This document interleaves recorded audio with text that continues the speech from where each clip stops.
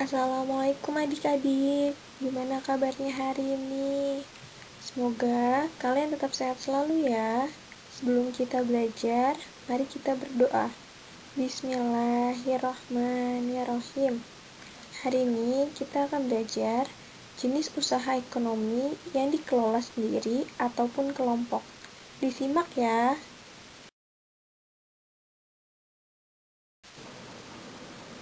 Selanjutnya ada jenis usaha ekonomi. Jenis usaha ekonomi terbagi menjadi dua. Yang pertama, usaha ekonomi perorangan adalah usaha ekonomi yang memiliki modal terbatas dan biasanya dikelola secara sederhana. Yang kedua, usaha ekonomi yang dikelola kelompok. Usaha ekonomi yang dikelola secara bersama, baik modal, pengelolaan, maupun keuntungan. Selanjutnya ada usaha ekonomi perseorangan. Contohnya yang pertama, usaha pertanian. Sebagian besar usaha pertanian dikelola secara perorangan. Usaha ini memiliki modal terbatas. Lahan yang digarap biasanya terbatas. Namun, ada juga usaha pertanian yang dilakukan secara besar-besaran.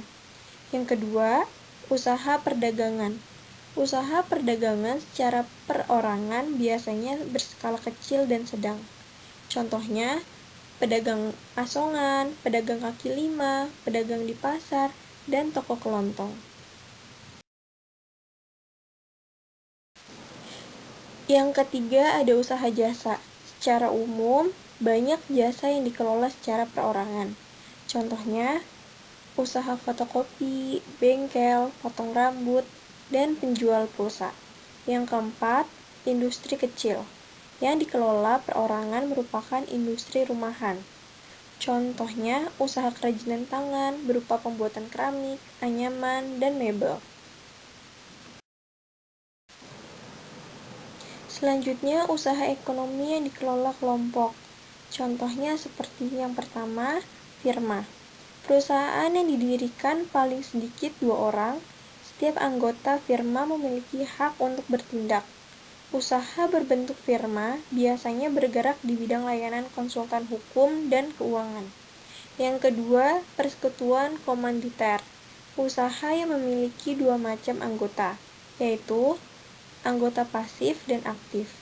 Anggota aktif berperan dalam menjalankan roda usaha, sedangkan anggota pasif bertanggung jawab dalam pemberian modal usaha. Yang ketiga, perseroan terbatas adalah usaha bersama yang modalnya berupa kumpulan saham. Saham diartikan sebagai bukti kepemilikan suatu perusahaan. Pemilik saham memiliki kewenangan terhadap perusahaan tersebut dan berhak mendapatkan laba perusahaan. Yang keempat, badan usaha milik negara atau BUMN. BUMN adalah sebuah perusahaan yang seluruh atau sebagian modalnya dimiliki negara. BUMN dapat berbentuk perusahaan umum atau perum dan perseroan terbatas atau PT. Yang kelima ada koperasi. Koperasi merupakan usaha bersama berdasarkan asas kekeluargaan. Di dalam koperasi, semua anggota wajib membayar simpanan pokok dan simpanan wajib. Contoh koperasi adalah koperasi unit desa dan koperasi sekolah.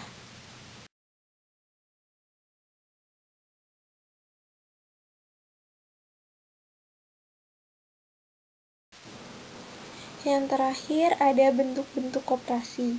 Yang pertama ada koperasi konsumsi, adalah usaha bersama yang menyediakan berbagai barang konsumsi untuk memenuhi kebutuhan sehari-hari. Yang kedua ada koperasi simpan pinjam, adalah usaha bersama yang menyediakan layanan simpan dan pinjam. Yang ketiga, koperasi produksi adalah usaha bersama yang menyediakan bahan baku produksi dan menyalurkan hasil produksi anggotanya.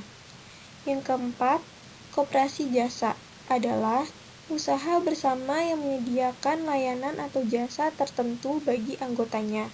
Yang kelima, koperasi serba usaha adalah usaha bersama yang mengelola berbagai jenis usaha, misalnya penyediaan barang konsumsi, simpan pinjam, penyediaan bahan baku. Cukup sekian penjelasan dari kakak, kurang lebihnya mohon maaf. Wassalamualaikum warahmatullahi wabarakatuh. Terima kasih, jaga kesehatan selalu ya, dan tetap semangat belajarnya adik-adik.